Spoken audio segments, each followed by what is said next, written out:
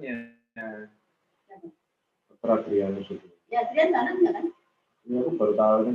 Iya, aku udah bilang orang itu banyak. Adrian sama.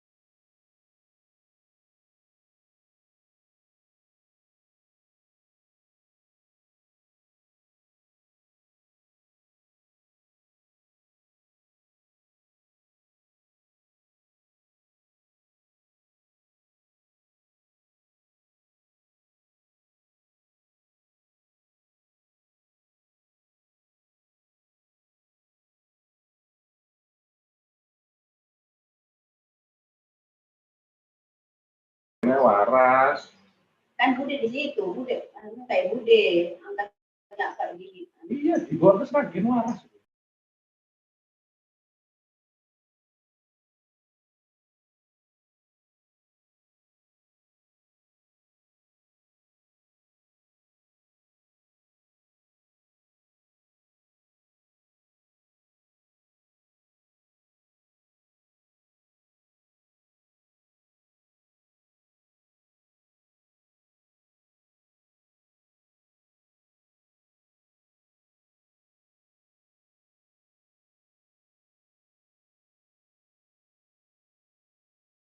Masukkan namanya.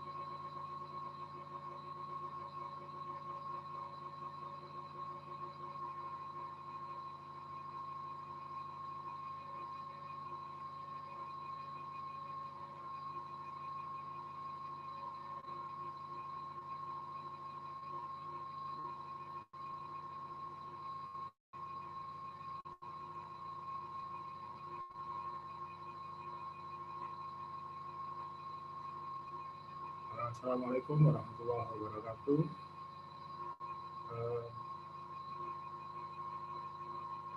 Uh, we will be,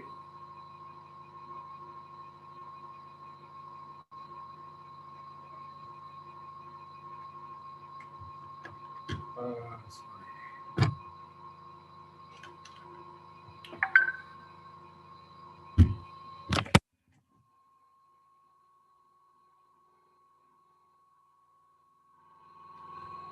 Okay, we will start the event. Any minute now. We just wait for another participant to join. Good day, Pak Rizal. How are you? Hi, good day, Bu Ani. How are you? I'm fine. Yeah, we are still waiting for more participants, and once we are ready, we shall start, yeah? Yeah, okay. Okay. Uh, Good morning, good morning. Ibu Shahrin Fatima. In Pakistan, what time is it now, yeah?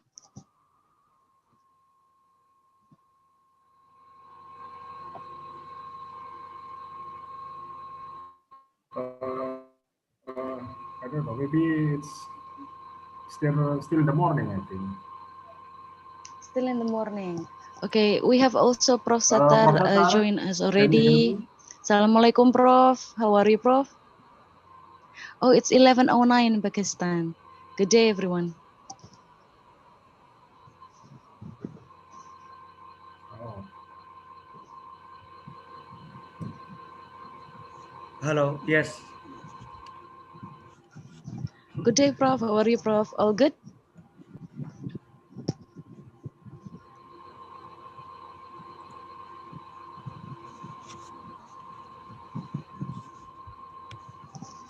We are still waiting for more participants, and we shall start in around 5 minutes, inshallah. Okay, inshallah. Okay.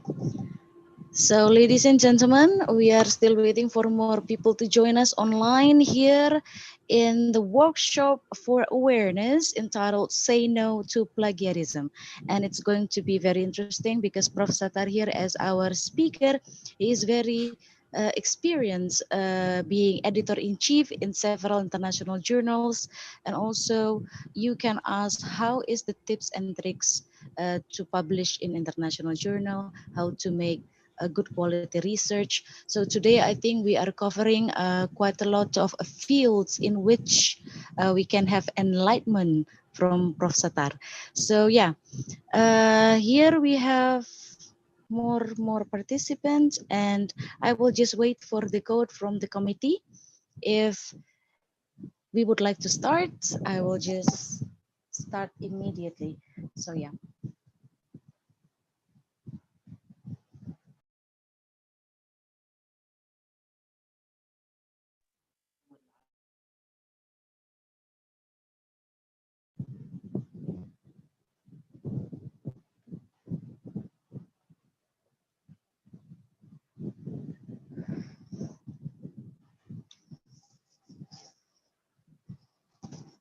Pak Rizal, are you there, Pak?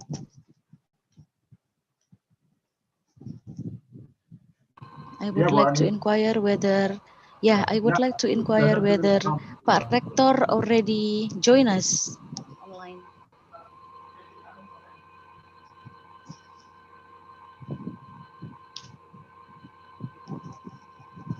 Is Pak Rector of Narutama University already with us?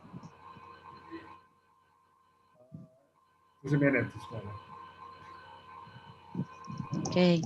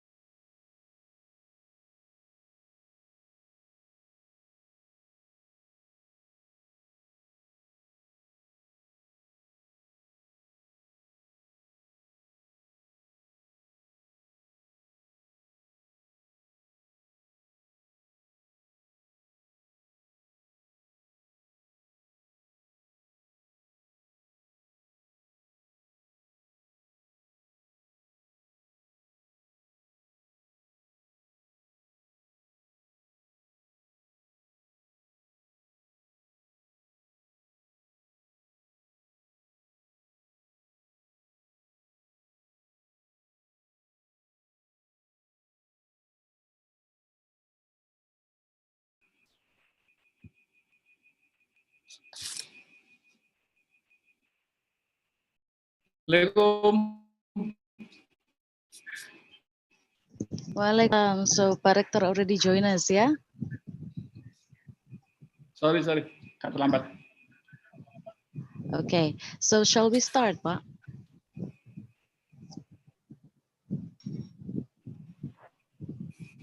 Should we start now? Kita Bentar, mulai suaranya sekarang, nggak Bapak? keluar. We can Oke, hear you silakan. clearly. Please. Assalamualaikum warahmatullahi wabarakatuh. Ladies and gentlemen, welcome to the workshop for awareness entitled Say No to Plagiarism.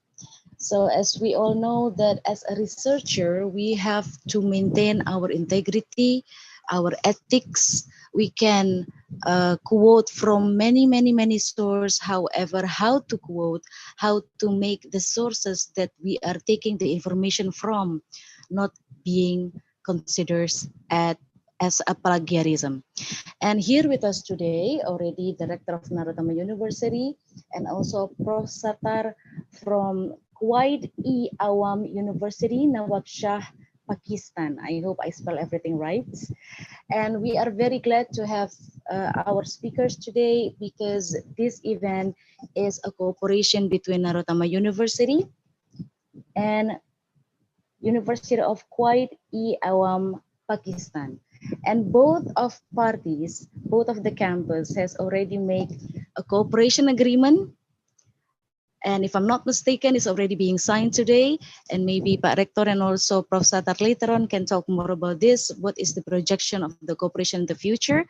But now I would like to hand on the opportunity to really open the seminar, the workshop, to Director of Narotama University, Dr. Sri Wibowo Mujanarko.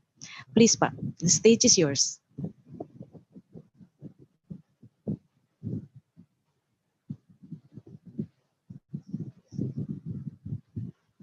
Pak Rektor, are you with us? Okay. Okay, please.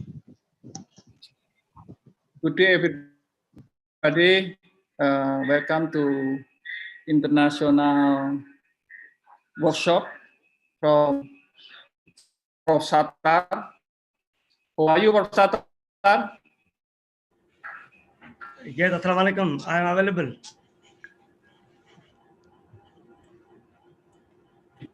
Salam. Sorry, late ya. Kepada Bapak Ibu sekalian, saya menggunakan bahasa Indonesia. Saya lihat di sini lebih banyak pesertanya di bahasa bangsa Indonesia.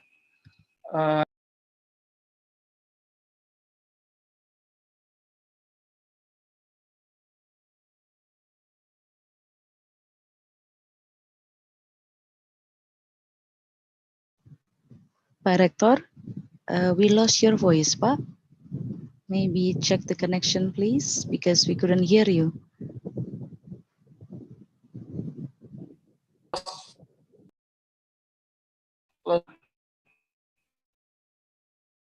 Oke, selamat siang Bapak Ibu sekalian. Hari ini Dinas Narotama melalui LPPM mengadakan seminar sekaligus MOU dengan Prof. Sattar dari Department of Electrical Engineering.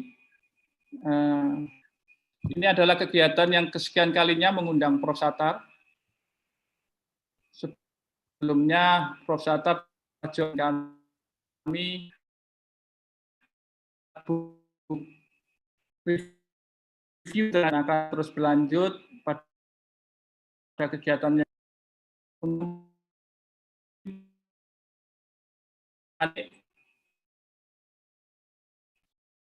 dulu atau silakan Bu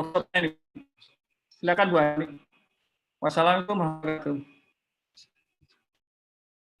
Okay, Waalaikumsalam warahmatullahi. Thank you, Pak Rektor. So Pak Rektor is welcoming all of you ladies and gentlemen to the international workshop. And this is not our first event with Prof. Sattar, because before this, we already cooperate with Prof. Sattar in several events such as International Book Review. And ladies and gentlemen, As what I have mentioned before, this workshop has a goal to mainly increase the awareness of how us lecturers, researchers, has to maintain our integrity meanwhile we are researching. We can have many sources available as if journals, speech, videos, books as our resource in our research. However, how not to be a plagiate, how not to conduct plagiarism, how's the way to use APA standardization, Harvard style or MLA style, we can ask more information to Prof. Satar.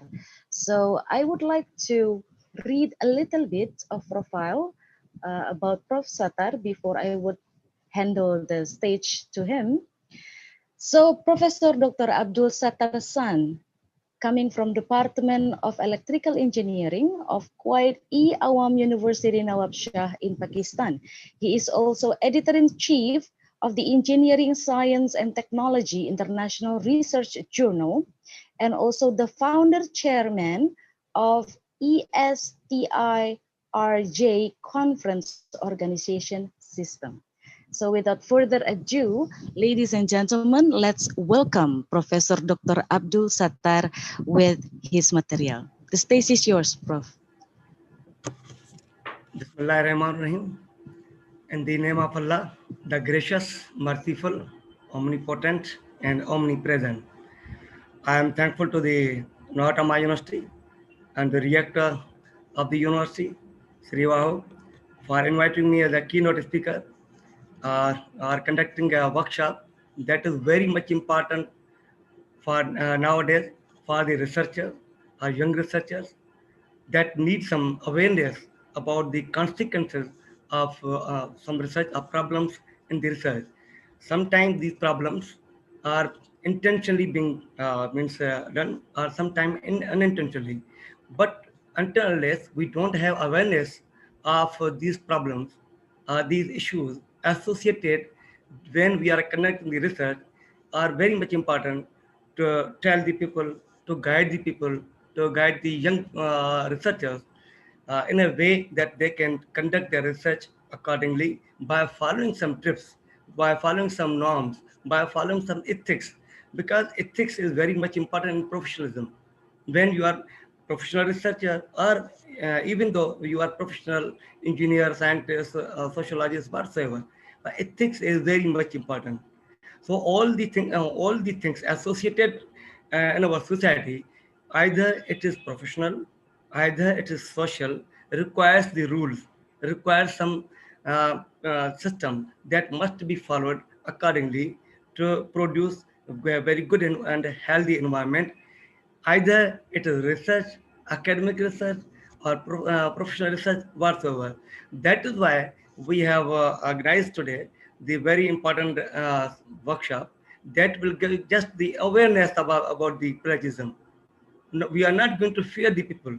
One that they will feel fear that plagiarism are very big thing. I'm not going to conduct research. No, no, it's enough for me. I'm not going to conduct the research because there's a lot of problem. It's not like that, but it is necessary to educate the people because education is very much important to train the brain. So I'm going to forward to my slides and will hopefully give my presentation on the topic that why say no to plagiarism, why say no to plagiarism, why it is necessary. Going on.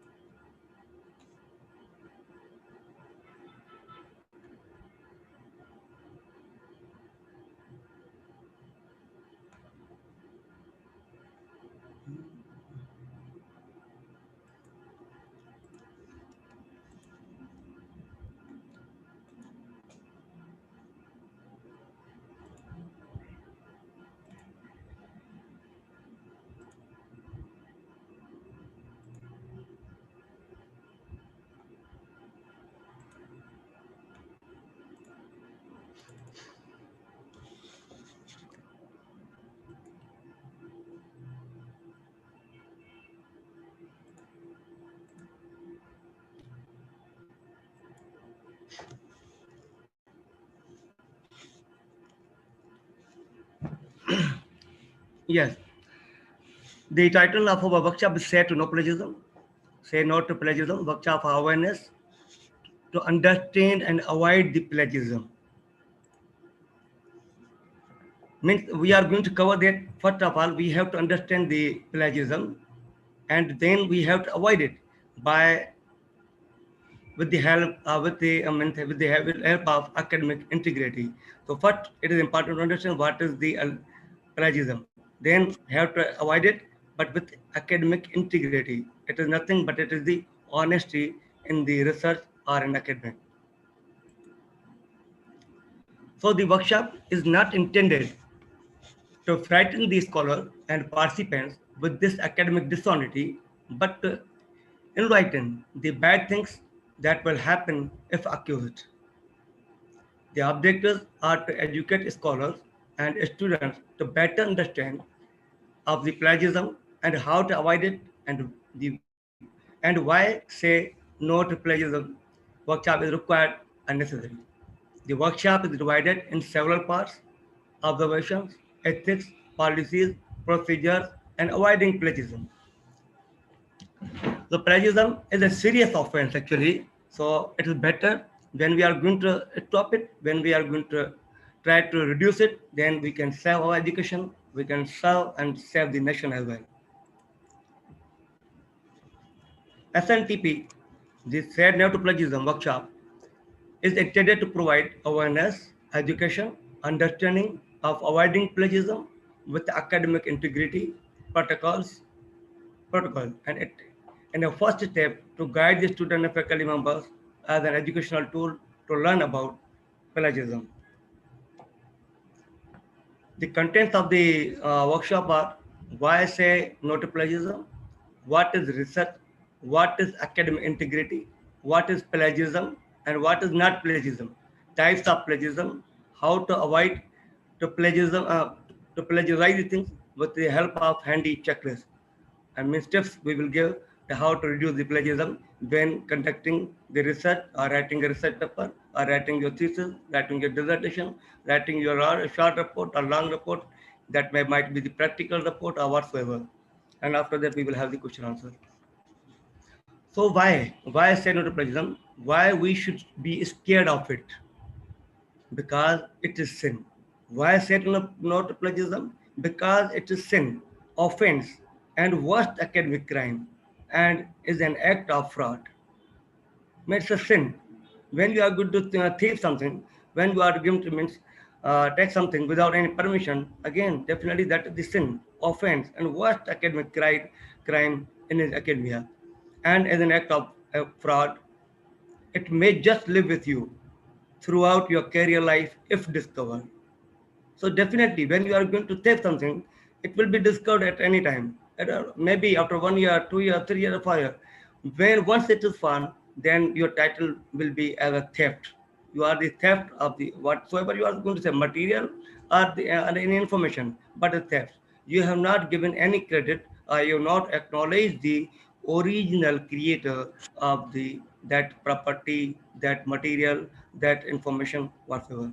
So that is why we say why we should say that why say no to plagiarism. Research is actually, everybody knows, that is an academic activity, and research is a careful consideration of attending of study regarding a particular area of concern for investigating or investigating a problem by using scientific methods. It is a process of investigating basic, previous, and current knowledge from different point of views.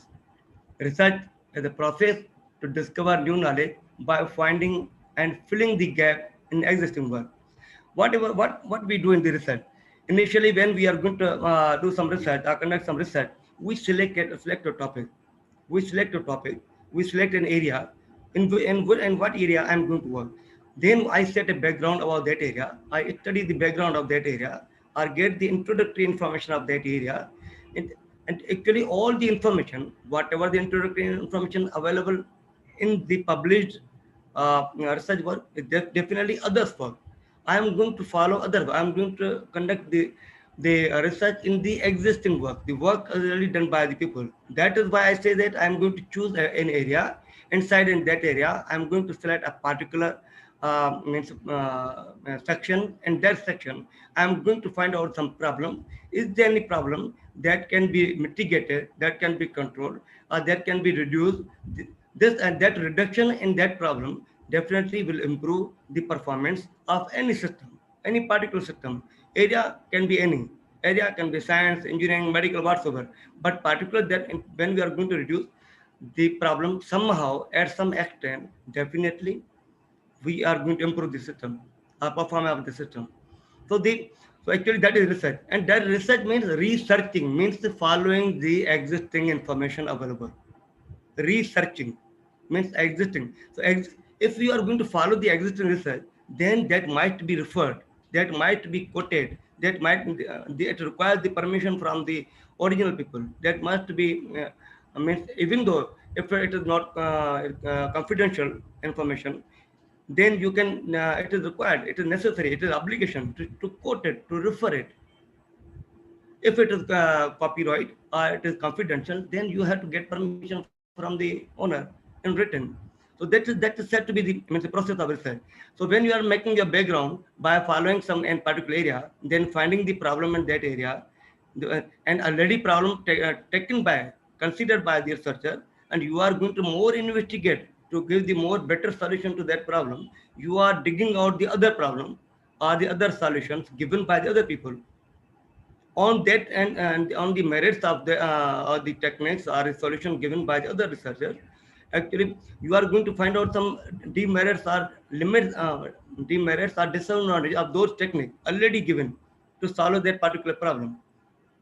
And on the basis of that information you captured, you got from the existing work, you are going to propose, or you are going to modify, or you are going to increase something that will help to enhance the performance. So whatever the story you are going to contribute, suppose you are doing your PhD, you are required to just contribute a new knowledge as a 5%, 2%, 7% up to that, not more than that. Other 97% is actually others work. 97 means major portion of your research is based on others work. That is around 90%.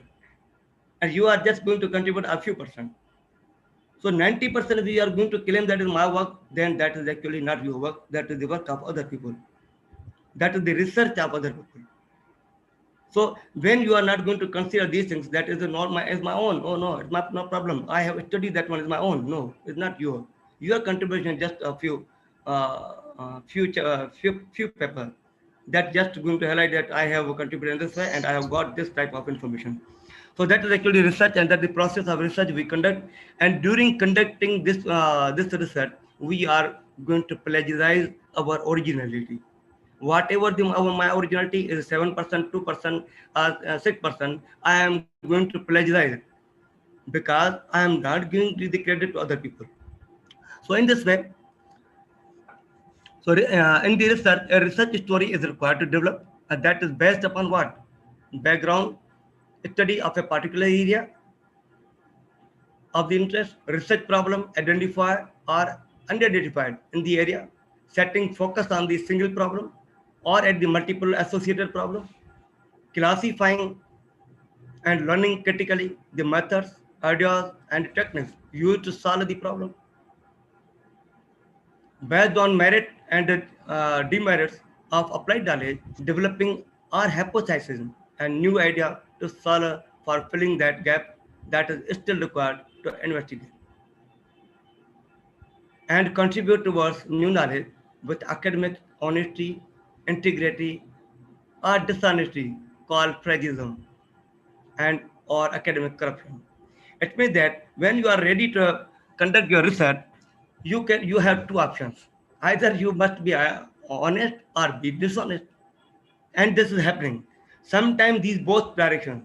When you are intended to go for the research, when you have decided that now I am going to choose the research, not the professionalism, not the practical job, but I'm going to select a research area. I'm going to do some research to solve the problem in the scientific area or in any social area, and that is my interest. Then you have the two directions.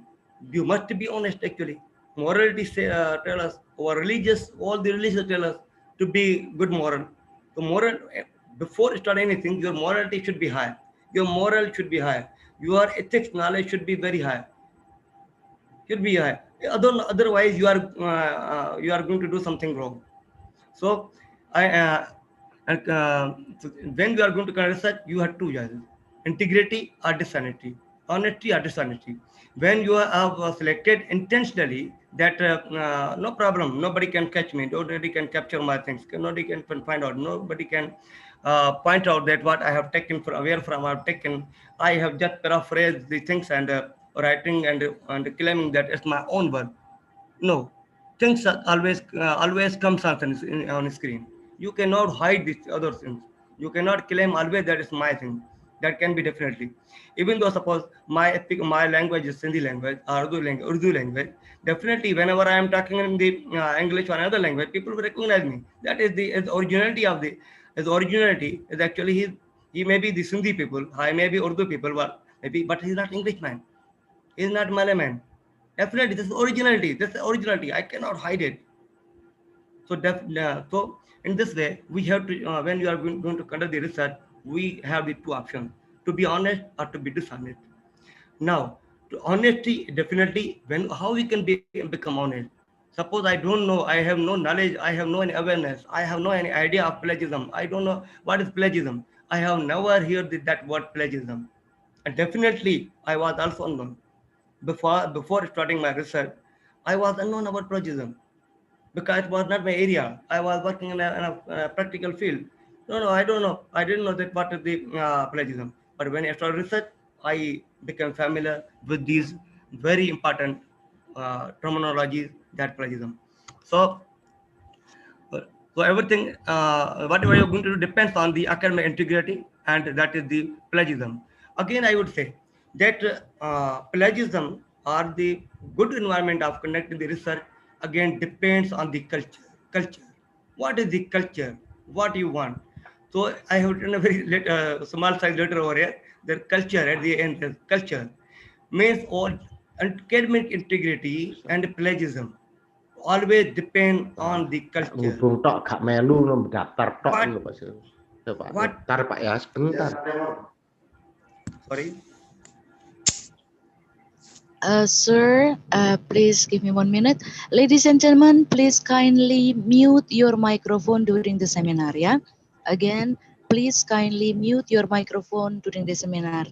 Saya mohon untuk semua mikrofonnya dinonaktifkan selama seminar karena pembicara sedang deliver materi. Okay, thank you. Prof. Satar, please continue. Thank you. So here I have written very small little font at culture at the end here. Culture is very much important because culture we are going to create in our institutions, like in our my university and Awam University of Engineering Sciences and Technology, abbreviated as Quest University, or which are Noratama University. There must be a culture. Culture is very much important. Whenever there is a good culture, you can produce the good things. If the culture is very weak, the culture is not good, definitely we are going to be bribed. We are going to make a lot of mistakes in things. So first of all, when we are going to have a great university, a great institution with great people, with the great team of the people, then we must have a great culture. We must establish a culture that must follow some norm, that must follow some rules. We must emphasize and rule what are the rules required to conduct the research. What is important to conduct the good research or healthy research, even though the amount or quantity or value of that research is very small, but no problem. We need the not need in big quantity. We need the good quality that might be a small number. No problem. But small number can grow.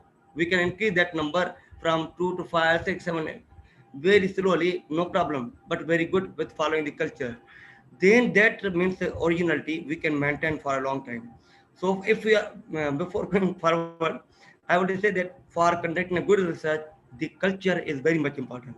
We must be as a means a leader of the institutions or head of institution, we must provide the good culture to the people for conducting a real research with the honesty or academic integrity. So we have, I have shown here the two directions here, means arrow here. Either you are going to be honest or dishonest. It depends upon you. Choice is in front of you. If you want to be honest, you have to learn the things. If you want to be dishonest, you have to go for shortcut. You have to go for the shorter distances. You want to get very quickly benefit, means early benefit without doing anything, then you can just go and copy paste. Do it. I am not fear about the plagiarism. What happened, I don't know. I am going to get it.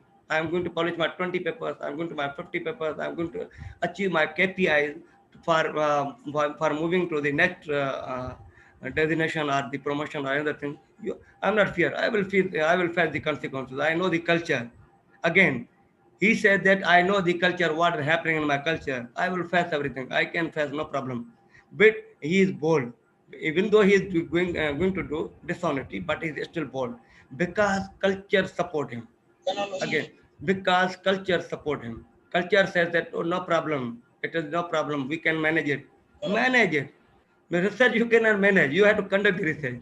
But people manage the research.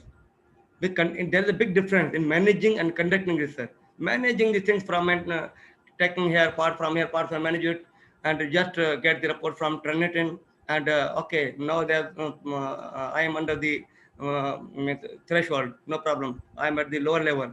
It is fine. I have paraphrased, I have changed the words, I have changed the sentences, no problem. It's my own thing. And go and publish it. Definitely, there's no any tool that can control the plagiarism. I'm going on that word. There's a big no. So academic integrity. Why while doing research or research assignment that is based upon existing published work or unpublished work of others in any form, hard or soft, manuscripts, equations, methods, algorithms, and computer programs. Doing so with the permission or accordingly acknowledging source owner is said to be the best academic practice and academic integrity, and that is acceptable. If you are not going to do so, these all two things, then you are not quoting it, you are not referring anything, then that is said to be the crime, a sin, offense, or plagiarism. That is not acceptable at every level in the academia. Or again, culture, because if we have already published all the rules for the researcher, it is not acceptable. Whenever we have we have a research lab, there might be some rules written over plagiarism, not acceptable at all. And our research lab, there should be a banner, small banner. There must be some alert. Means every researcher, when he's conducting research in the lab, he must see, oh, all the day, oh, I have to keep in mind that I have to work, but in this way I have to work. I have to means paraphrase, but I have to paraphrase in a proper way, and as I am guided. So as we means hang some banners in our research laboratories or in the practical laboratories for undergraduate, whatever information boards are there, Ohm's law is there, Kirchhoff's law is there, Charles' law is there on the wall we see. Similarly, if we have a research institution, there must be these things written over on the wall to emphasize on that there's no any compromise on the research integrity. There's no compromise. So that is this environment that gives us a good culture for conducting the research. Responsibility of students and scholars and researchers. There are two main important prerequisites for compliance by a student while submitting their work for publishing and evaluation. A level of independent thought grounded in the teaching received.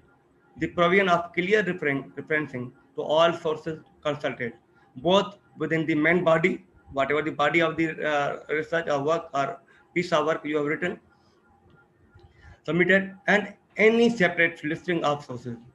It should be clear from consideration of these two key requirements why plagiarism is unacceptable. By definition, a piece of work that has been plagiarized will never be able to meet either of above criteria. Asking yourself before submitting whether your work passes both tests or not. It is a helpful method for knowing problem of plagiarism. So, what is plagiarism?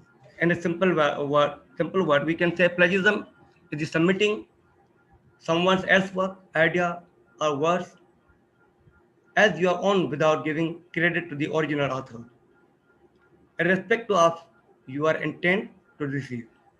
If you are not intended to deceive anybody, but still you are means hiding the references.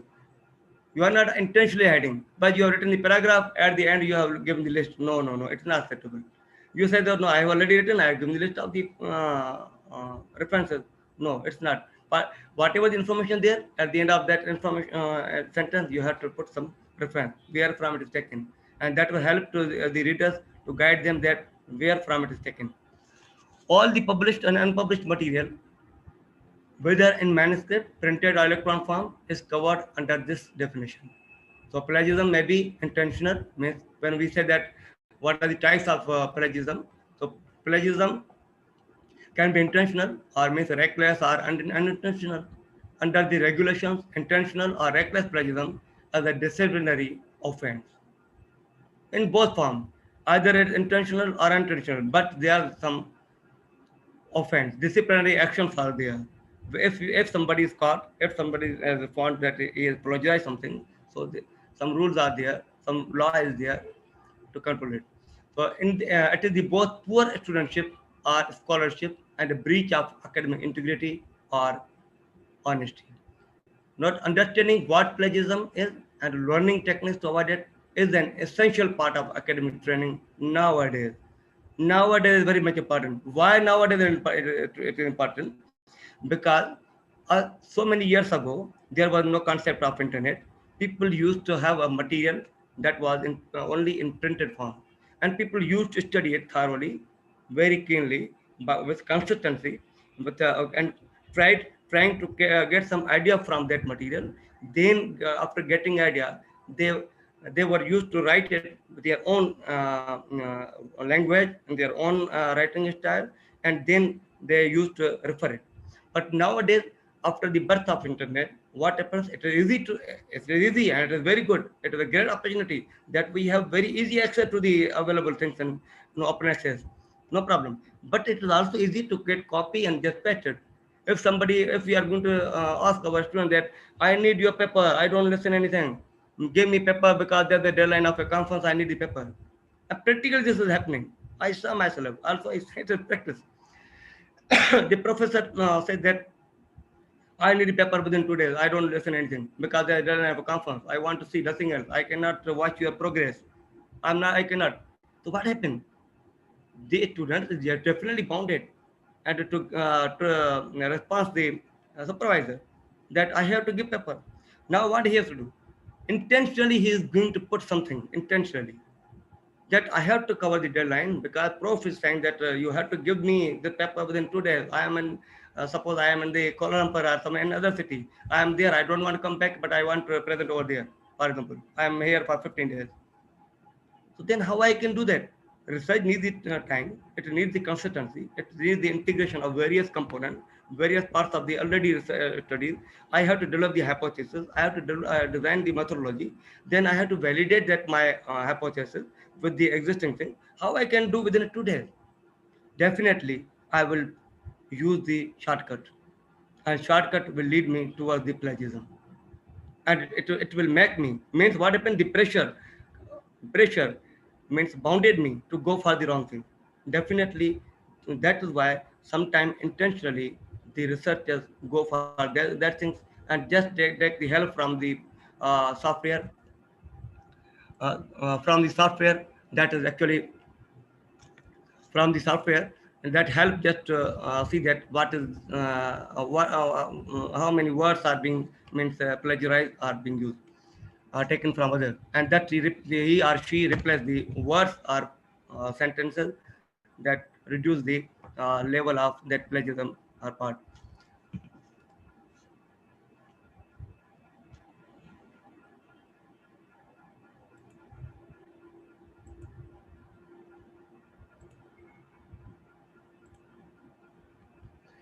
Yes, examples of plagiarism. Example of plagiarism including copying, using another person's language and or idea, publishing as your own by quoting exact another person's work without due acknowledgement of the source, paraphrasing another person's work by changing some of the words or the order of the word without due acknowledgement of the source. Paraphrasing alone, but you have to means acknowledge that idea. Whatever the idea you have taken, whatever the key point you have taken from the other paper, other research, you have to quote it. You cannot say that, you cannot justify yourself. That is, I have just taken the idea and I have written all the paragraph by using my own word, my own thought, my own language structure, whatever. But no, idea is originally taken from where? Paraphrasing is nothing, paraphrasing alone, but it is actually requires that every paraphrase sentence, paraphrase paragraph, you have to quote it at the end.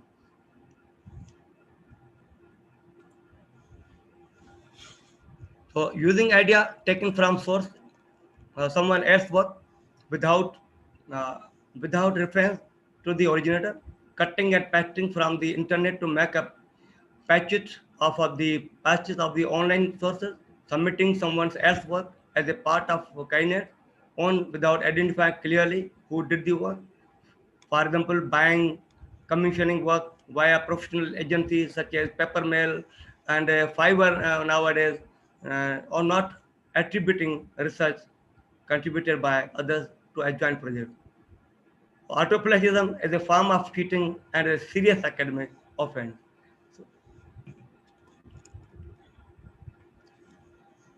So existing software system like Turnitin, in addition, a very effective method that rely on the evaluator's knowledge of their subject. You should be assured that academic judgment is always brought into play when analyzing the result. So, plagiarism can be dealt by the institutions. A research institute must define the strong statement for plagiarism, unacceptability, as they define vision and mission statement. As we define always in our website and at our the front of our university or institution, our vision and mission. Similarly, we have to define the statement of unacceptability of the statement of the plagiarism in our institution or research institution. There must be well-defined protocol that must be strictly followed. A reference source material might be prepared and provided by every institution as an act passed through the various parties. Research students must ask for advice and guidance from their supervisor where they have any doubt about referencing and other problems. Again, there's a problem that mostly we researcher, we supervisor don't guide the students. Sorry, we don't guide them the what is plagiarism. We don't teach them the consequences of the plagiarism. It might be our it's a prior responsibility. Our might be that must be our obligation to guide our students as we give them direction for the research.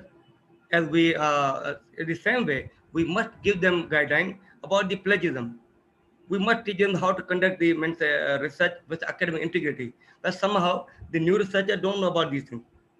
So it must be the responsibility of a good supervisor to guide them, to guide his or her student about the plagiarism as well. So the university has a number of resources that will help you to develop good study habit and skills. The best way of avoiding the plagiarism is to learn and apply the principles of good academic practice. Avoiding plagiarism is not simply a matter of making sure your references are all correct or changing enough word. No. So the examiner will not notice your paraphrase. It is about deploying your academic skills to make your work as good as it can be. To avoid plagiarism, you need to acknowledge where you are using the work of others in an accurate but in approved manner. Accurate and approved manner. Make sure you take time to reference accurately and don't be afraid to ask for the help. So you might ask if you have any problem, you might ask for the help from your colleague, from your fellow researcher, the people working in your research cluster, or even your supervisor. So faculty use the Turnitin tool, as I already tell that use the Turnitin tool as well as the faculty protocol to hold a student accountable to the student code of conduct while upholding academic integrity. A handy material of well-designed protocol must be provided to students by their teacher or supervisor. There must be a written piece of paper. Whenever you are going to register a PhD student, starting your research, we must give him a paper that, okay, this is your area. Okay, we have discussed the final your area. We have finalized your objective. We have set your hypothesis. We have studied our methodology. But doing these all things, you must have won this paper that must have some rule, handy material. There must the protocols that when you are going to complete these all tasks, there you have to follow this protocol. So that we must emphasize every institution should emphasize on these things that this is a protocol every research student have to follow, and that must be clearly written, very means clearly simply written. So what a general practice students prepare their pilot report by just copying a best practice and bring it for Turnitin to check the similarity index. Mostly this is happening. It usually comes very high than maximum acceptable level, whatever defined by the authorities. Authority means university, institution, or higher institution. On the basis of that report, Turnitin report, students start paraphrasing, and that is bad practice and try to play with the worth of others. Actually, mostly, whatever my observations there, whatever the work I am receiving from the authors to publish in my research journal, I see like this. Initially, what just I do? I just take a Turnitin report. Okay. Oh, it's 90%. What can I do? Where the culture? What people want? Where the supervisor? Who is supervising this research? And his name is also given written on the second number of the an authorship, and even he is a doctor and professor. And the percentage of Turnitin or plagiarism is 90%. Even he has not bothered to paraphrase the sentences. He has not checked it. His name is there. Whom to write it? There might be rule. There might be good practice to accept those papers. But in our culture, what can we do? We just have to send back to the author or the co-author that please try to reduce it. Methodology and getting idea, another problem. Where from here taking that idea, another problem. Just the similarity of the words is near to 90%. They don't bother to do so. So why? Where from which university that paper is coming to me to publish? That university must have some culture. They must have. Why this is happening? This is a real example. I am facing myself because there's no culture of research. There's a demand of culture. They are asking students to meet this demand. This is demand, just demand. They don't want to make a researcher. They want to meet their requirement. To meet requirement or demand, if you are fulfill our requirement, then we will give you a paper of the masters or whatsoever degree they are giving. So that is what they are means forcing them to publish at least one paper, at least publish one paper. What is in that paper? It is not demanded actually. Somehow, mostly it is not demanded. What is written there? We want one paper because the requirement of your degree you have to publish two papers. I don't analyze that how much training you have achieved. Your training actually research and PhD or masters is actually training of conducting the research. Somehow I have also myself. They don't require this. They require that we need two papers. I can just observe your progress in the form of paper published. Listen, I explain these things. That it is requirement. Oh, you have completed your requirement. How many papers you have published? Even here, to publish a paper is not a matter. Again, I would suggest that to publish a paper is not a matter. Actually, matters that what he has learned. Either we are producing the researcher or just we are producing the authors. There's a difference. We are increasing the number of researchers or we are increasing the number of authors. Somehow, to bring our universities at a level and a category, we say that in word category this way, we need the number of authors, authored work, not the researcher. How quality work is, we don't emphasize on that. Just when we are in hurry that we are, and now we were in 500 universities, we were at the 350, but Alhamdulillah, we are now at 250. But what we have produced, quantity, we have tried to build up a quantity. but not the quality. That is why we always demand from our students that please publish your work. I cannot assess your progress, that what you have done. I can just assess your progress in the form of your published work. If the word is going to accept your work, I have no problem. Go ahead. In this way, no, it is totally wrong. It is a very bad practice. Myself, as a professor, I can say it is a very bad practice. I I am a supervisor. I am a professor. I am supervising the research work. I must supervise myself. Why and by how can you publish it? Again, I said that there's no problem to publish the work research. There's no problem by using the Turnitin software. This is the helping software. I say I don't say that Turnitin the other software help us to reduce the plagiarism, to control the plagiarism. They cannot control the plagiarism. They just help us that what is the similarity in the words, nothing else. No idea where from I take an idea. No, no, no, no. Even though definitely whenever I have, suppose I have published 100 papers, and just I have published because to increase my authorship, number of authorship, and I am also reviewers of many research journal. What happened? Definitely, I have always tried to give the number of publications. In the publication, I don't know the rules of conducting research. I don't. I just manage the research, for example. Then definitely paper coming to me to review, I will also see in this way. Oh, no plagiarism, it's fine. Already he has sent or she has sent me the report that is the very good, acceptable level. Oh, okay. He has put some effort and or arrange the material, arrange the material in a proper way, whatever is required for a general template. The components of paper are complete, good. English level is very good. Or, okay, no problem. Results is there. No, it requires some more explanation, but no problem. I am accepting his work. In this way, what we are going to not producing some researchers. We must means so we are always in hurry. So that hurry means hurry bring up the very big bad things and the culture that and we also lose our culture in this way. Increase the number of authorship, decrease the quality research. We go in the reverse direction.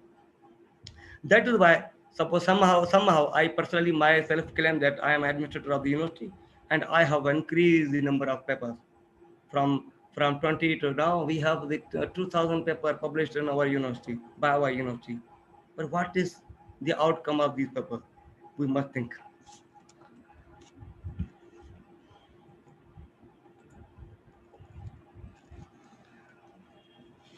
So how Turnitin help to avoid the plagiarism? Again, I already talked about it, but it helps to cite the others' work accordingly. It can't detect the idea or methodology completely taken. No, not at all. Those only can be claimed by the original authors or copyright publisher if detected by chance. By chance, yes, it again brings focus on academic integrity and teaching the design protocol. So again, these 2 points, alternative cannot help us to reduce the plagiarism. Only and only academic integrity, only the teaching of academic integrity can help us to control the plagiarism. Only academic integrity and culture of the research can bring the good researcher on the board and for conducting research but not managing the research. So this is only solution. We don't have another solution. Solution is academic integrity, and integrity and honesty comes with the teaching. So we have to teach the people. We have to give some awareness to the people that when you are starting the research, before starting research, there are the awareness about the integrity. There is awareness. There must be in every session, every year, when we are going to take an intake for PhD or master, there must be an awareness session for the new student that what is academic integrity, how you have to go forward. As we can say that kalma is just the first door to enter in the religious Islamic religion. Bismillah, la ilaha illallah Muhammad Rasulullah. That means first step towards entering into the religious. So in religious have a lot of means step to go forward. So in this way, when the research will be started, we must have the awareness seminar for every interest. So as I said that Turnitin can help, there's a big no. Is it possible to stop plagiarism? There's a big no. No, cannot. cannot stop the plagiarism, but we can produce awareness, we can give awareness, we can teach about it, we can teach the academic integrity. So you cannot stop the plagiarism, but can teach the academic integrity, because it's better to teach the good thing, not the bad thing. Always, we should give this some mindset that this is bad, but why bad? Why this bad is occurring? So better to teach the good thing that will help to reduce the bad thing. So teaching academic integrity and produce its culture that can help to control it. How to produce culture depends on the institution again. How to produce the culture depends on the institution, what they want. What they want. So their policies and policies and produce and procedure to produce honest environment. So what they want, their policy and procedure to produce the honest environment. That depends on the institution again. No researcher can do the wrong things, but again the environment and culture. What I want. So student background and plagiarism. The educational background of a student may take unintentional plagiarism, more likely a poor standard of English leading to a lack of confidence in free expression. That is why they help from the cut and paste and just using the right click of the mouse and using the synonymous to replace it, the simple word or some hard word, even though they don't know the meaning about that word, and but they're just going to replace by using with the help of mouse, right click, and what is the best synonymous, is suitable synonymous of that word. So expression of his ideas lead towards it. If accused, then cases are referred to the misconduct committee definitely. If accused, so somehow we have a very loose committee that don't see things in that way, and you may appeal in writing within the specified time against the decision of committee. There are other things. If you are accused, you are going to be means. So is plagiarism another name of academic corruption? Yes, it is similar to the theft, kidnapping, and corruption. All these things are sort of like this. Even though when you are doing your job, theft is there, kidnapping is there, corruption is there. All these involve all human being error, and those are sometimes intentional and unintentional. These all three things, sometimes intentionally being done, theft, kidnapping, or corruption. Sometimes intentionally done, sometimes unintentionally. Similar to the plagiarism. In research, we do like the same. These things happen in research like this, in the similar way. It requires training of the mind. It only requires the training of mind for academic honesty and integrity. As I can quote here my personal written quotation, the get education to train your mind. So when we get the actually education, that must be training of the mind, but not getting another thing. So education as a best tool to train your mind. So when we educate the people, definitely their mind will be trained, and when they train mind about the honesty, academic integrity, definitely will produce the genius researcher that will definitely not plagiarize their original work. But originality is always there. When you are going to do something, there's the work, their original work, but you are going to plagiarize it.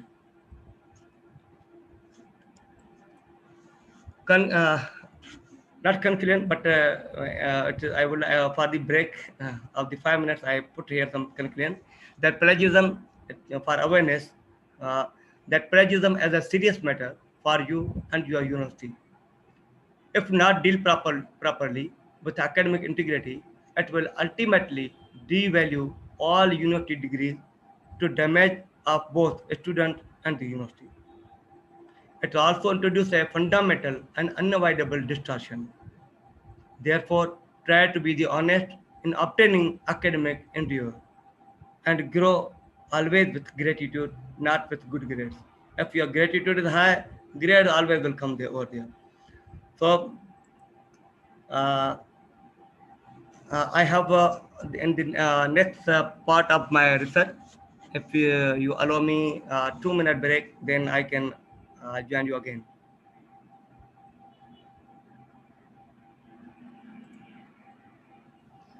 Okay, Prof. Sattar, thank you very much. So, is that the whole material already, or you still have something to continue? I have Because something. see I have here something to maybe continue. I you just have will tell. Now I will tell the tips that short tips to avoid the plagiarism. Yeah. So only 2 minutes, please. okay. So okay. So the stage is yours, Prof.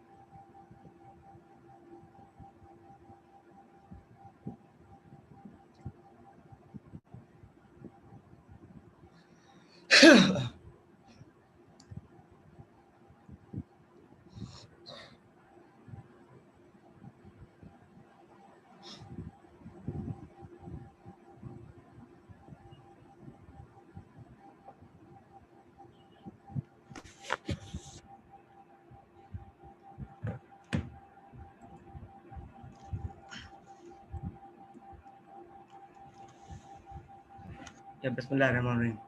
Now, the first part was about the awareness and some consequences and some personal experiences that are shared and for the awareness of plagiarism. That what is plagiarism, why it is happening, what the institution should have to do, what the student should have to do, what is the best practice to uh, save your work or save your work from plagiarism. So it was all about that. But using some sources and avoiding plagiarism needs some tips. As I told that there must be some handy tricks or tips, tools or techniques that can help the student not to plagiarize their original work, whatever they are intended to do, whatever the endure for they have set for endure that I have to conduct research, I have to complete my these objectives by conducting the research. So there are some means rules and some sources that must be that will help the student to avoid the plagiarism. So avoiding plagiarism actually a key aim of every university is for the student to acquire expertise, knowledge in their choosing field. To do so, students are expected to read research literature, present present their own idea and the ideas of others in their field by following the formal academic convention. Plagiarism as a form of insanity, I already told, and can have serious consequences such as failure in the subject or even expulsion from a course. While there are cases of deliberate plagiarism or cheating, most cases of student plagiarism are the result of ignorance, carelessness, and or a lack of advanced writing skills. These are the fundamental problems of the students actually. First of all, because they are not taught about the plagiarism, so they are going to avoid it, no problem. Because again, cultural problem, carelessness definitely will lead to the plagiarism, and lack of advanced writing skills again, because he is unable. He has captured the idea from the written material. That what is the main idea, central idea of this paragraph or this paper or this book, but he is unable to write it. So then what he say, he just copy it and trying to paraphrase it. And sometimes what people do, I also observed the practice during my research, just copying it, convert it into another language from English to Malay, from English to Chinese, again from Chinese to English. What happens? Structure of everything becomes very damaged structure, distorted structure over there. But they say no problem, and sometimes they consider that the reviewers will not review it, people will not review it, people will not study it. Okay, I'm trying, hit and try. If successful, it's good, there is fruit. If not successful, oh, I will see, no problem.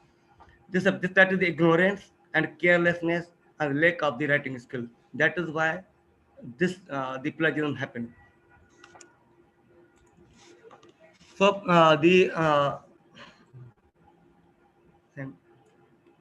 So the first step in avoiding it means avoiding that plagiarism that is happening due to the carelessness, ignorance, or less of writing skills.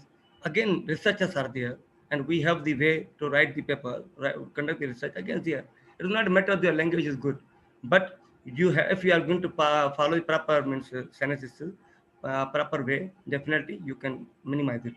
So first step in avoiding plagiarism is knowing exactly what is it, and we know and we have tried to know it, that what is plagiarism. In short, again, I can say that plagiarism is a form of intellectual dishonesty or theft. And why this happens, I already we discussed. So when writing an essay, so how can avoid it? Means, so actually, we can say the work is plagiarized because we have not referred it accordingly. So when writing an essay, research paper, thesis, or any project, it requires to give information of all sources consulted. Included must be included in the text and in the reference list at the end. Means when you are writing a paragraph, you must be referred over there because this paragraph taken from, even though you have paraphrased, just you have kept the central idea and you have written that paragraph in your language, but again idea is there, idea taken from some source, so might be referred over there, and again similarly at the end of that material. And this is the first step. And other one, second one, this allows that readers to locate the information. Why referring your work? Because this will allow the readers to locate the information used and to check, if necessary, that evidence on which any discussion or argument is based on. References should therefore enable the user to find the source of document as quickly and easily as possible. If you have not referred all the that work, just you have written your material, at the end you are given 200 papers. How the reader will find out where from this idea is taken? How he can follow the research? He cannot follow the research again. He will just see it. He cannot means make evidences. He cannot critically review the things. Critically review means a central idea he will take from your paper. He will go to the referred paper and again data and details. If they are again refer something, he will go to the next. He will make a chain of idea where from taken and where reaching at the original point. If you are not including your references, what happens? You are misguiding the readers actually. Misguiding again is the dishonesty or plagiarism. So it is always preferred that when you are going to write it, you have to refer the idea. You have to refer the central idea, that where from it is taken. Because you are a researcher, you are publishing research, and people again will research on your research. People's research will depend on your research. So you are, if you are not doing so, you are misleading the people. You are just meeting your requirement, you are just attaining your objectives, but not conducting research by following the protocol. You are keeping the people or readers ardent in a dark room. So references should therefore enable the user to find the source of documents as quickly and easily as possible. You need to identify these documents by making references to them, both in the text of your assignment called in text, and in a list at the end of your assignment called reference list, or end text citation are known as the bibliography.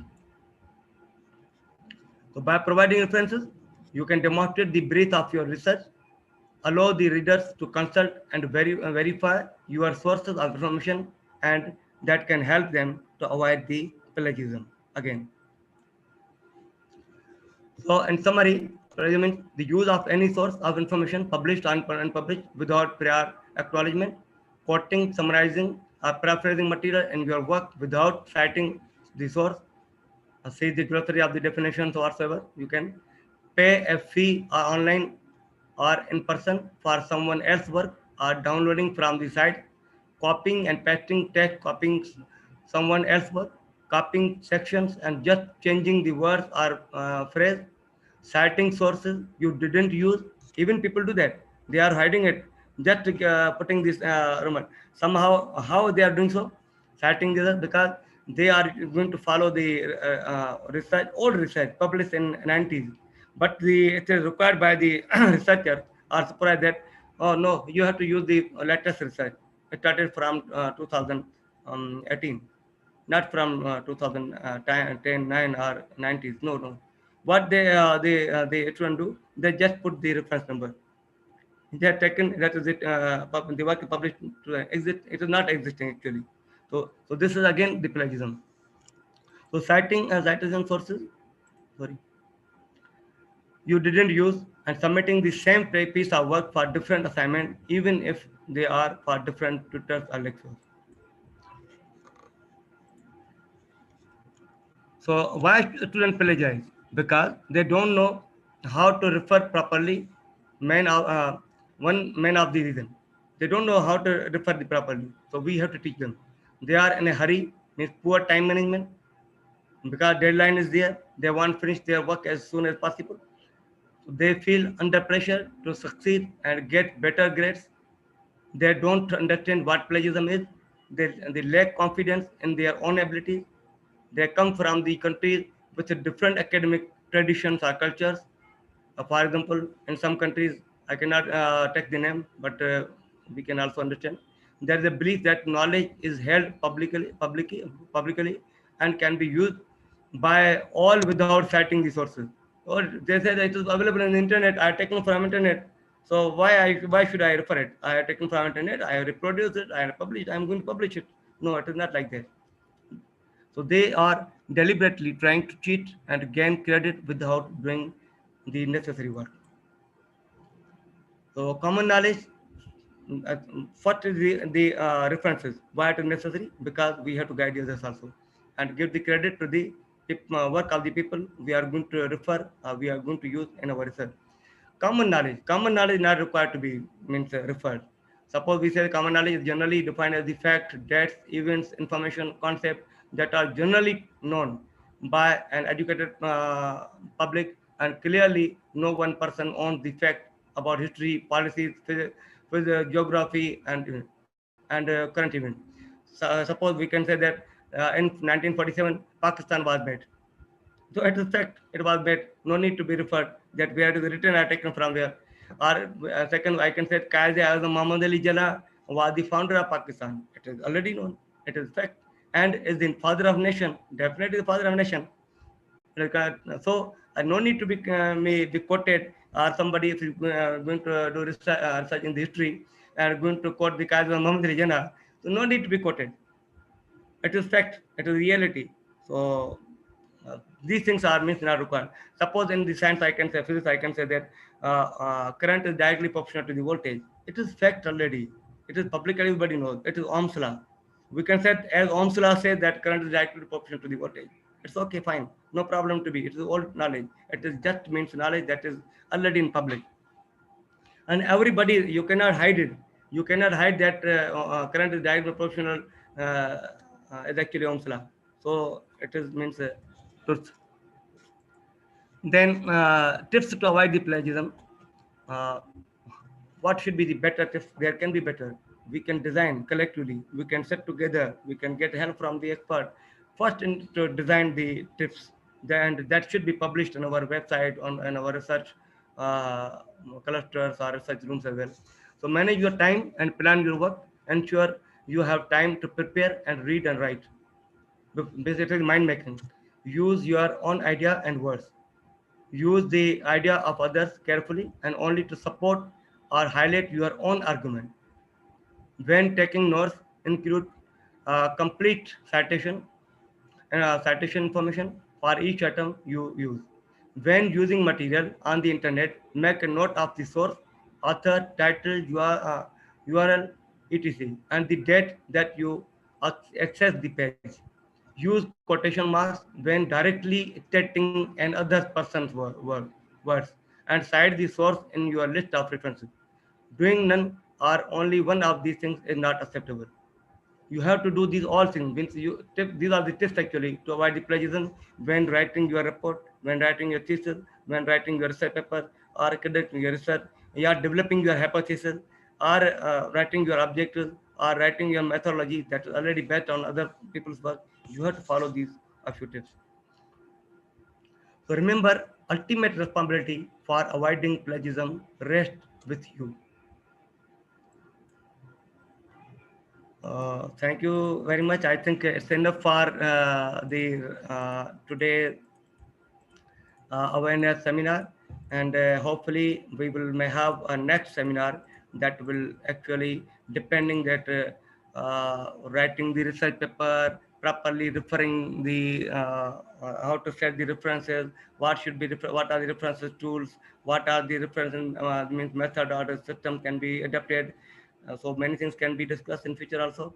So thank you very much for your time and for hearing me.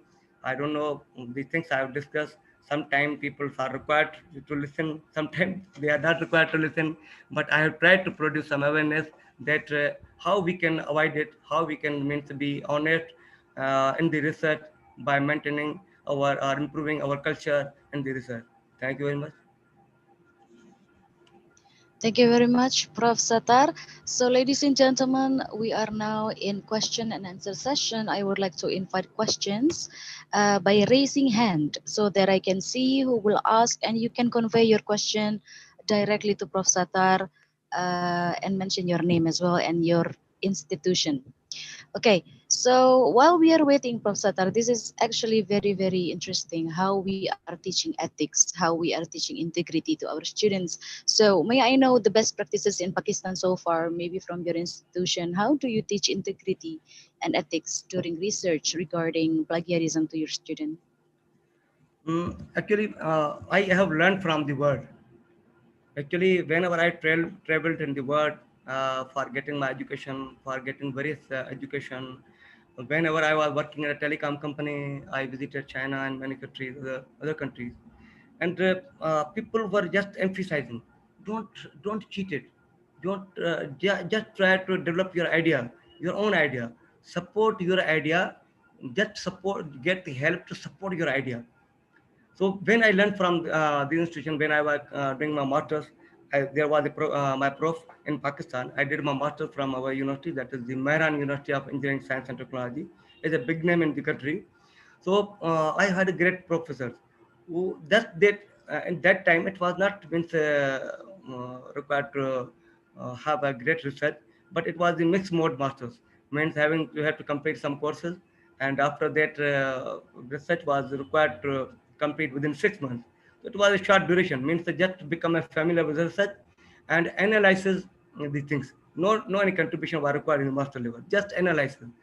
Because as my teacher or my professor told me that when you are at the bachelor's level, undergraduate level, you have to understand the basic principle, fundamental principle in a particular area. Just you have to become familiar with the fundamental principle. What are the principles involved in that area? That is why we say that undergraduate understanding the basic principle rule. When I read in the master, I really taught by my professor. I can take his name, Professor Dr. Mukhtar Onar. He also did from PhD from UK and a great professor in Pakistan. He said that now you have completed your undergraduate and you have become familiar with the principles involved in your particular field, that is electrical engineering. Now in the masters you have to become master, you have to get mastery on those techniques. How you can get that mastery? You have to analyze those principles, those systems, the way. So you have just mastery. I don't require anything that requires contribution in master. No contribution, just analyze these things, just compare the principles and the thing, what are the merit demerit, these things I learned from him. In this way, means because he didn't emphasize me, he didn't force me to publish anything, just learn the things with a core interest, by considering that what is required to learn. I'm just giving you training that how to go for a good research. So in this way, your question I got, that how you train your student. It is again I say the culture. Culture is different. Sometimes our focus is just to produce the graduates. I want to produce the masters or 100 masters. I have registered 5 PhDs. That is whatever required. But again, what is culture of that institution? Somehow in our good institution, we see emphasis is given on that. And last year, I was called from our Higher Education Commission, HEC Pakistan, that governs all the universities. They called me for a live seminar like this one. It was, I think, 1 year ago, and that is also available online. That they always focus on this one. But what happens when somebody is captured or means plagiarized? Then they means had to go for the legal action. They put some legal penalty like this. but don't teach properly. Don't teach properly. I would be, if I say honestly, they don't teach properly. So that is why that from last year, since last year, I have tried to give seminars that there should be awareness of plagiarism, because mostly people don't know about plagiarism. I just on daily basis, I am chief editor of a journal. Whatever I am getting paper from the student, all are plagiarized. Not even though not means paraphrase. I have to again teach them. Means I myself teach them that you have to do in this way. Please just get this report. I take the report from Turnitin, do and go for in this way. Means the supervisor is not going to teach them, but as an editor, I am going to tell them that what you have to do, helping them to publish a good research. So, so I cannot say that here the environment are good also. People are working on that. Things are means they're going for betterment. Always, always there's a room of betterment. And somehow they're very good professors. Always at the start, at the opening show of the start, they teach them that before starting research, you have to follow these steps. So the 100% I cannot say that in our university we are teaching first plagiarism and then going for research. It definitely requires the time and culture again. So,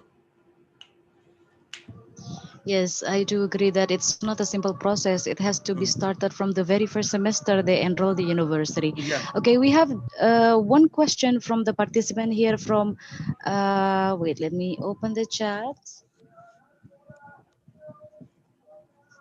Yes, it's from Yasid Saif. He's asking, is there any software or tool can help me to decrease the plagiarism and improve the language too? Thank you in advance, Prof, he said. You see, there's no any software that can help us to decrease the plagiarism. Yes, as I told that Turnitin software and we have several online software that can help us to reduce the level of plagiarism. That only can help us to reduce the similarity in the words only. Similarity in this, but not the idea. Because no any software, plagiarism software can will help you that you have to put the reference over here, you have to quote over here. No, no, no. From the text, just the software tell you that where the similarity, where from what is actual source. Actual source is complete paragraph. Oh no, it is not required. You have to paraphrase it. Paraphrase it, then you have to put the references. Okay, in that way, the software can help that this complete paragraph you have taken from this source, nothing else. Then what is required? Required that you have to get central idea from that paragraph. And then you have to write it in your own language. After doing so, you have to put a reference number over there. This is the practice. So if you are aware and you are trained to do so, you will do it. Otherwise, the help of that software will not be helpful for you. So I cannot say in this way. Just if you are going to just copy paste and making a 100-page report, and you say it is done, and now I am going to check my Turnitin report or any other getting help. This will just guide you, and that already you know that I have taken from this paper, this paragraph I have taken from that one. At that time, it will be very difficult to put some references, because you will not be able to remember it. It is better whenever you are going to write a piece of your information, put the reference at that time. By helping, now we have several referencing tools, and note and several other we have tools. Refer work, we have several. Even though nowadays we have an MS Word option that we can put the refer at that time as well. So better to refer whatever you're going to write it, paraphrase it, get central idea that can help get the information that can help your argument, and put the reference over there. In this way, you can mention. Otherwise, no any software can help you. Just it can help you that you have taken this part of the paragraph or material from this source, and that mistake you already done by yourself. If intentionally, then you have to put it. Unintentionally, then somehow you can get help. Thank you. Okay, thank you, Prof. So let me recap again your answer. So that most of the plagiarism exists today, mostly done by students recklessly. So they do not even know the idea of what is plagiarism, and then how they should avoid plagiarism. And that we do have the software to kind of check whether you do plagiarism or not. The name of the software is Turnitin, and most of the universities in the world, including Naratama University, we have the premium version of the software.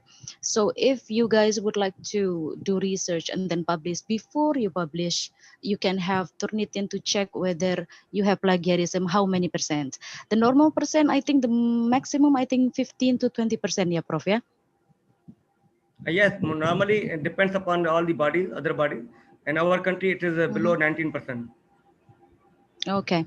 And then another thing that we can have from Prof. Satar's answers before this is that not only the software that will help you, but you need to help yourself by paraphrasing the quotes that you are going to insert in your research. So try to never ever have too much direct quotation from your source, but mostly try to understand the core of the message and then rewrite the sentences in your own understanding, your own words, and then try to also always insert the sources. Now, we have another question, Prof. It's getting more Yes, yes, interesting. yes. Okay. This is from Maus Hassan. I have noticed that common sentences are categorized as part of the plagiarism when I check my paper in Turnitin, for example, connection of precast concrete. So this practical? He's asking that. Yes, it is practical. Means the common words are always common. You cannot means change the name concrete as a concrete. Definitely, you have to use the word concrete. And sometimes this happens because, as I said, that is a common knowledge. Kaja as a Muhammad Ali Jinnah. What I can replace it, and I am repeating his name repeatedly. Better to use that sentence in a comma under commas, under quotations. It is quoted once. It is enough. Definitely, if you are by using the concrete every time you are using the word concrete, definitely the level of your plagiarism percentage is going to increase. It will be increased, definitely will be increased. So it is acceptable. You cannot change the name. It's the name and you are repeatedly using it. So I think it is not plagiarism that the same name cannot be changed. Abdul Sattar, Abdul Sattar. Annie is Annie. You cannot change it. So how many times you are going to? Yeah, of course. Yes, so software will tell me that Annie, you have used 2,000 times, definitely 2,000 times, and I have the paper that is written 5,000 of the 5,000 word. So that is definitely more than 20%, and that is not acceptable. So it is common, I think it is acceptable. Mhm. Okay, so we also have this facilitation. We have this facility from MS Word itself. You can click the menu reference, and each time you will just write, you can also list your reference directly there. You can choose whether you would like to have APA style, MLA, or Harvard style. Yes, Another maybe to help us with the reference is Mendeley, yeah, Prof. Yeah. yes. So can you please elaborate Mendeley, APA, MLA, and Harvard style, like because those are what we are using here currently internationally, so that our young researchers here will know. I think it will take a lot of time to miscategorize these things. It is actually proper guidance that how the APA and the other things we can means what should be the structure of these all referencing. So I think we in future very soon we will have the separate workshop or seminar of the 1 hour on referencing, how to refer the work, how to refer work. It will be then it will be beneficial for the people that which means referencing style is acceptable and would commonly use, because when we are going to write some research journal, so all the research publishers have their adapting sometime not only one style what is required to the that agency. So I think we must have a separate work seminar on just only referring how to refer the work. So in that we can discuss a lot of things, but it is always independent. As sometime we are going to write a paper, it is required to write it by using some different tools, particularly not MS in MS Word, but by using other tool. So this, again, it is required by the publisher. So there must be awareness to the students or researchers. They might know that what are the techniques or the methods to refer the work. So I think we should come very soon by also discussing some end note and others, referring the work, referring techniques and tools that can help the use the references. So we will also take the help of end note commonly used, and we will guide the student that how to use the EndNote when you are writing your thesis or report. Okay, so this is also very interesting that Mm. before we as researchers, whether we are student researchers or maybe lecturer researchers, would like to publish in a journal, we would like to first check the requirements from the journals itself, whether they are Yes. using APA, MLA, Harvard style. Yeah. And then I agree, Prof, that we need another workshop special for reference, because mostly also what I find from students, why they are doing plagiarism recklessly also because they think, how can I cite a speech, for example? So they will just take the blah blah from the speech and then insert in the research as if it's their own, when they have a way actually how to quote a speech, for example. But maybe you can just enlighten us, like internationally, what is APA used for, maybe, or MLA used for, and Harvard style, because what I know mostly, MLA is mostly used in literature and maybe another branch of social sciences, but the most widely used is APA. And whether we can have the guide for free, Prof. Yes, of course.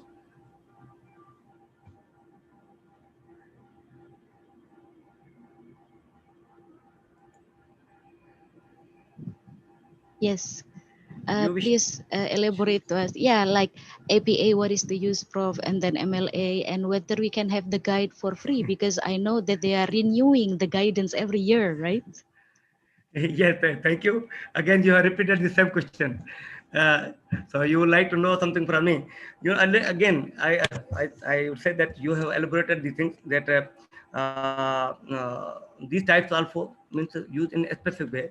Sometimes when you are going to write a book chapter, it requires again. It again requires what type required by the publisher again.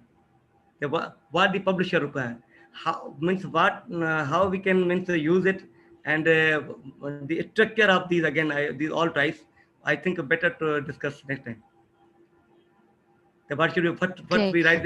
Yes, the name of the technique, abbreviation of that technique, taken from the authority, taken from which country has given that one, America, UK, and other Asia and Asia. Then what we have to write, the author name, then the publisher name, then the page number, then the particular section, then the year. In this way, we have must have some separate things to discuss and to tell the people. Yes, yes, it's correct. So, ladies and gentlemen, we are still inviting more questions. Please do raise your hand, or if you are not comfy to just talk directly to Prof. Satar, you can chat, write your question in the chat, and I will read it for you. Okay, maybe, Prof, let's talk about another thing, about the tips and trick. We know that a research needs a very, very good timeline for us to finish on time. So, in your experience, Prof, what should we do to make a very effective timeline for the research, for example? How can we manage ourselves? Yes. Actually, as I said that two things: managing and conducting research. Sometimes people are confused that as I also quoted that mostly as I also written my one quotation that always try to conduct the research but not manage the research. But these are there is some confusion. Conducting research and managing research. Managing research means you are going to manage something and like this. No, people think negatively. When think negatively, oh, he has managed something from taken from here, taken from here, taken from here, then composed it in a format and going to publish it. That's managed. No, this is another way. If we are going to take it negatively, this is another direction. And manage your research. This time management actually. How to, where from to start, how to think about it, how what timeline is given there means the research management is based upon the timeline you have set. That is set the Gantt chart. If you have designed your Gantt chart for your research, that is clearly will help you. So Gantt chart is very much important. That can manage your conducted research. Whatever your research you are going to conduct, that must be time based. Timeline should be there. So when you are going to follow the timeline, that is set the Gantt chart. This is actually the research management. Gantt chart is actually research management. So how to do it? Better to set a timeline that I'm going to do my PhD. As I share my personal experience, when I reached Malaysia in 2011, I was not alone. My age was at that time it was 39, and I reached Malaysia with three children. 3 children. And after that, I also battled with a baby girl over there. So I have now 4. So how I manage this my research now? When we now this is the way how we can manage our time to conduct a research. Management of the time to conduct the research is actually said to be the research research management, conduct in this direction. So first of all, you must means first of all you must be clear that how and when I have to complete my research. What require me? As I said that my the best time for me is to complete my research near to 4, or just near to 4 plus minus 3, 4, 5 minutes, not more than that. Sometime I met with one Indian prof, uh, Mr. Deva Ghosh. He was the petroleum engineer and high paid professor at the Petronas University. And it was not paid by the Petronas University, but paid by the Petronas company. He always used to say that PhD means not less than 5 years. It is 5 years, more than 5 years, because PhD is not means conducting anything or getting anything. It is getting the complete training. It is getting the maturity in the doing the research. In that time period, you have to manage the things. What component? You have to write your proposal again in introduction. You have to write a proposal. After writing proposal, you have to find the problem in literature review. You have to collect a lot of material. Then you have to go for the critical literature review. So you have to means once you decide the area, you study the area for 3 months. Next 3 months, you have to focus on the particular means problem and what is associated, what technology is associated with that one. 3 months for that one. Then in their get chart, you have said that I have to publish for my literature review, because all my research based on literature review. Better to go and bet. As I suggest my all my students or my PhD students, when they are going for research, they must do conduct the research by writing a literature review paper. It is very much important. Survey paper. When they are going to and they must read the survey paper first, that how to write a survey paper. When they are going to write a survey paper, definitely it will take time, and they will have to read not more less than 100 paper. They have to read more than 100 paper, associated paper in that area. So if they want to be a real researcher, good researcher, go for critical literature review and publish it first. Literature review must be published in this form of the survey. Though definitely it will take 6 months, and I also did the work in that way. After that, I focused on the analysis of existing technique. I kept almost 1 year for that. That I have whatever technique I have learned, I have to analyze it now. I have to check the merits and demerits of these all techniques, because on that demerits I can claim that my technique is better than those. So it takes the time, study the things, get the evidences of the demerits and merits from the literature, definitely literature. When I have collected all the information, definitely it's not one day. It takes the background of study. You require the study, the deep study, not the surface. Just getting that this paper has said that this technique is not good. This is not good. This is the debate. No, no. You have to go in depth. Why this is not good, why this is good. You have to get these answers. So it will take, after the first 6 months getting introduction, you have to go inside the research. It will take almost 1 year, 1 year or 1.5 years. So when you reach at your second year, means we are going to complete third year or second year, what is in your hand? You have published your literature review, means now background is very good. You have developed your hypothesis. You are achieving your first objective, means analysis. That first I have analyzed others work. Then out on the best of that analysis, I have seen there is a cavity, and that cavity must be filled. How to be filled, what technique should be, I have to find out. I have to design, or I have to modify the existing that technique, or have to borrow some other solution that is not being used in that my area that I've chosen, already used in some other area, and trying to set or trying to fix, trying to adjust in that particular area to solve the same problem. If better, then so I mean, in this way, then you have to justify your methodology, your right methodology. You have to follow your methodology. Again, it will take the at least 6 months to 1 year.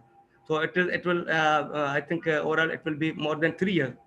When you are completing third year, definitely you will have your own work in hand. It will be ready to publish. So publication definitely not the good research journal, quality research journal, Q1, Q2 at least, they take at least 6 months to 9 months or 1 year to be work to be published.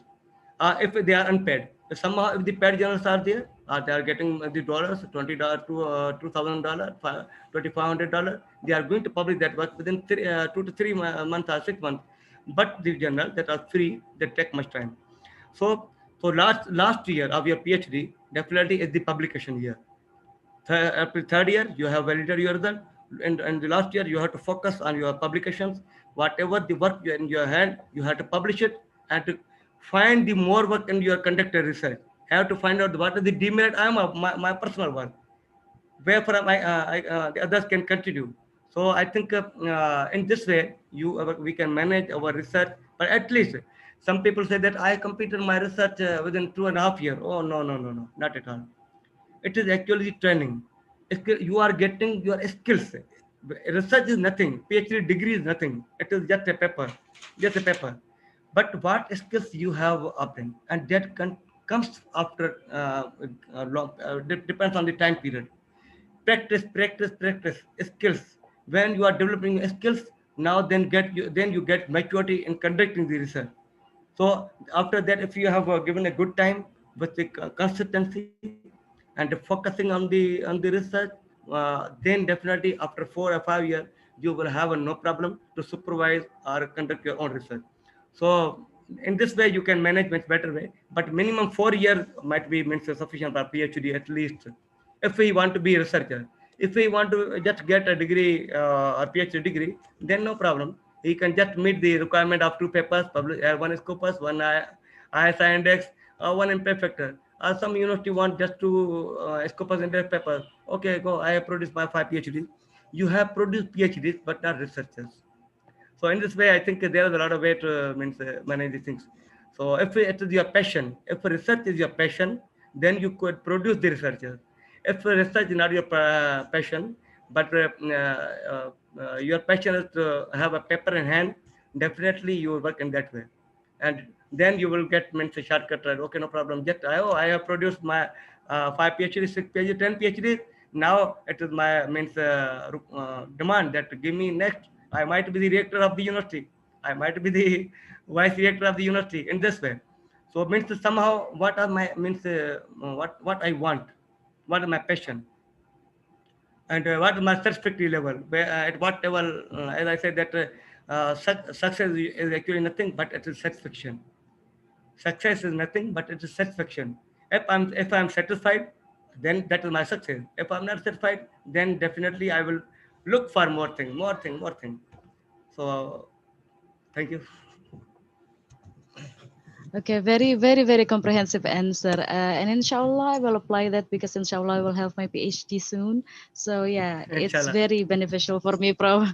So guys, for those in bachelor degree, maybe you feel like, okay, so to have one research, I have to work for 4 years. No, of course not. Yeah, because different level of education will requires different time, different kind of preparation, and also different depths of research.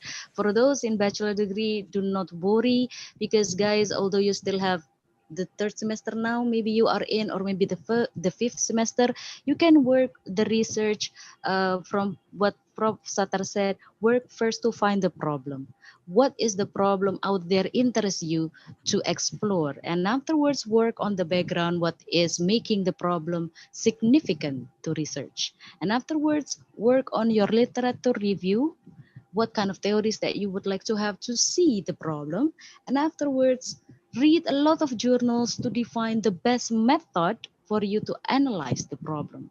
And afterwards do your analysis and start to publish. So everything for bachelor degree, it can be work for at least 6 months to 1 year. You will have publication, and we have not only international journal, we have national journal. So you can start step by step from national journal and then escalating to international journal, and then to Scopus we have Q1 2 3 4. The lowest is 4, the highest is 1.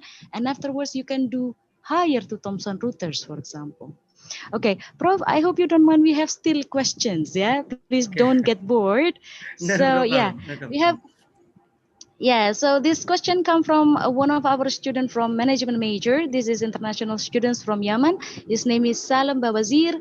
He asks, if I change the words on my research, do I still have to cite the source? And if I cite the source, can I still be accused of plagiarism? Thank you, Prof. Satar. No, not at all. You are doing a great job. Not if you are you are referring the source, you are using your own words. I think you are doing your honesty and your research. So it is very good practice, and that is very good practice. And you are going to use means refer the sources, and you have paraphrased accordingly. Paraphrase allowed. Paraphrasing is allowed, and just written the material or information that supported that idea. Definitely, you are doing the correct work. So you are right. You are not going to any misleading work, but it is correct. Yes, I do agree, Prof. We have also another question from Zishan Ali Rahu. He asked, Sir, how can we avoid from references plagiarism? How you can It's avoid actually from the same question.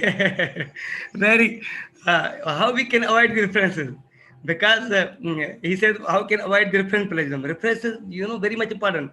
Without references, your research is nothing. Research means following existing work.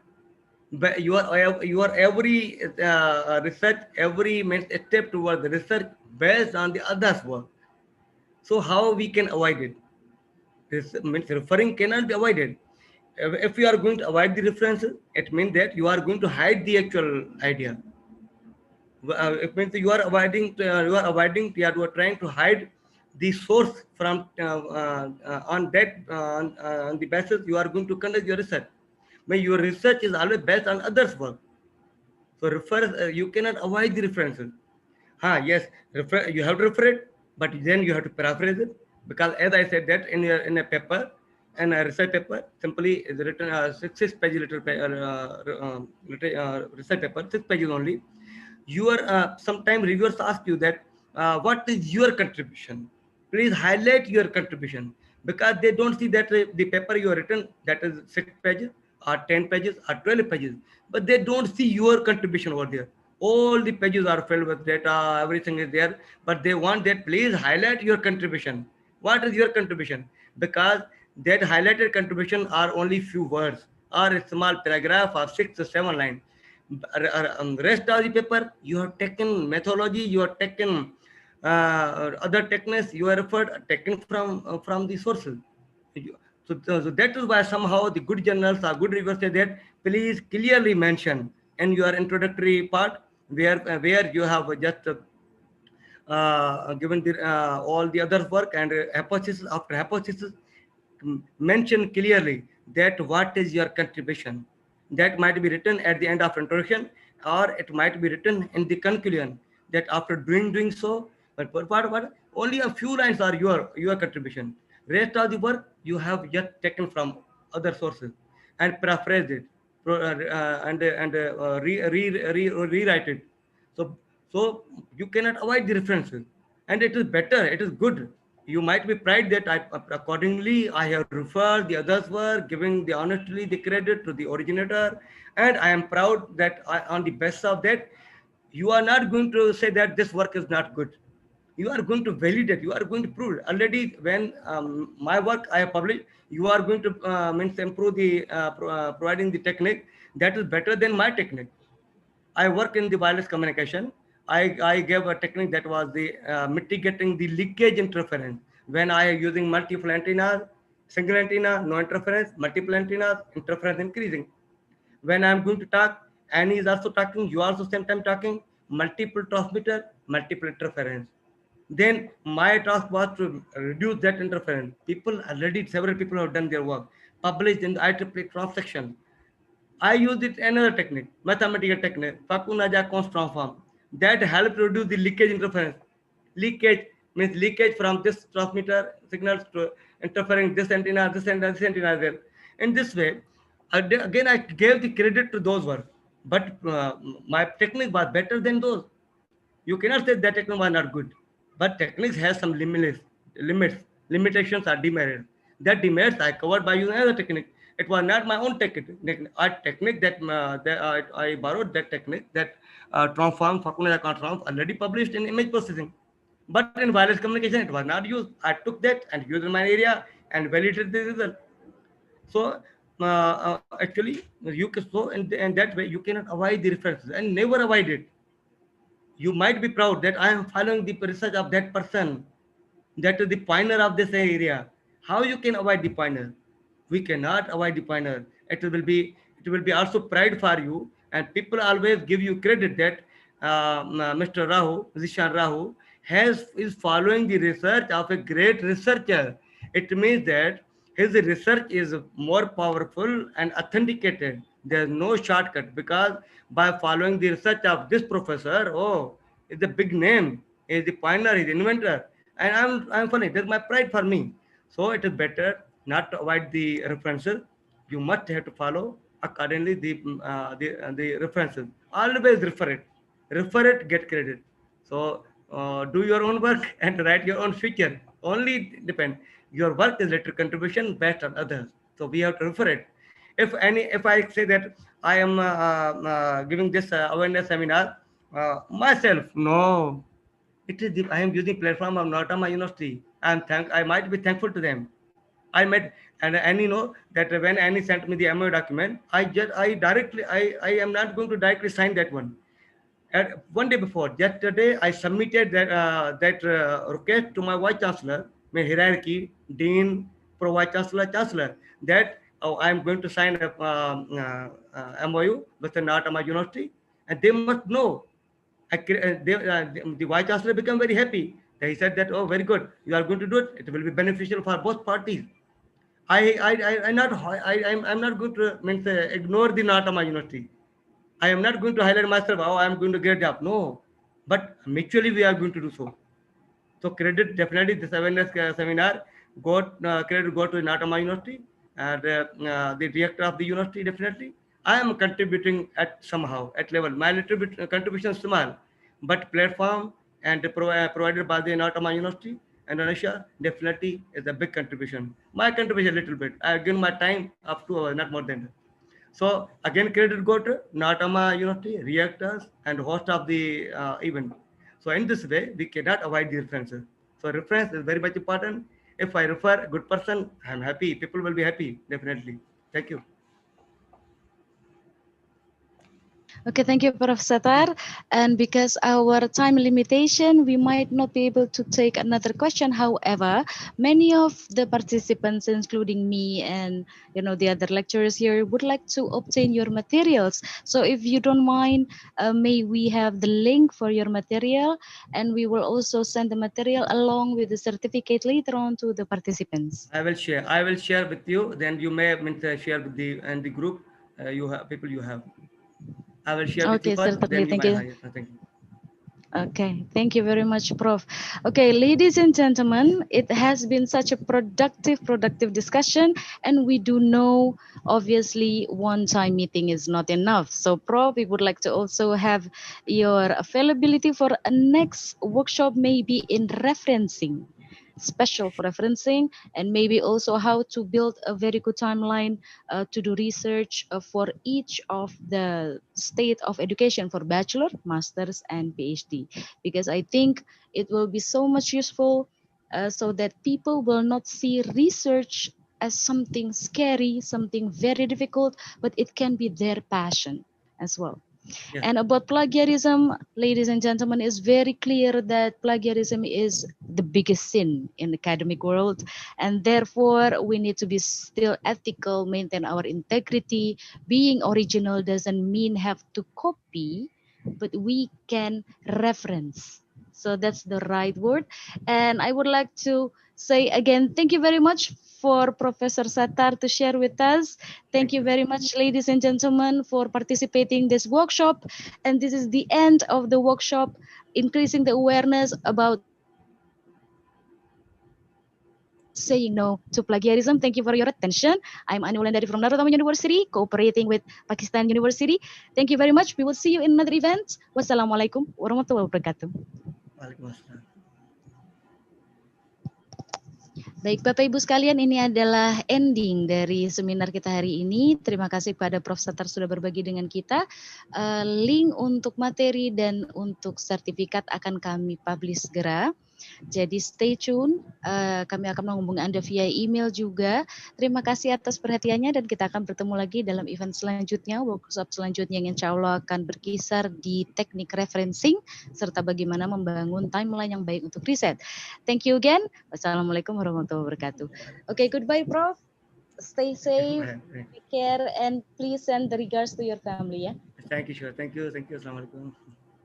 Thank you.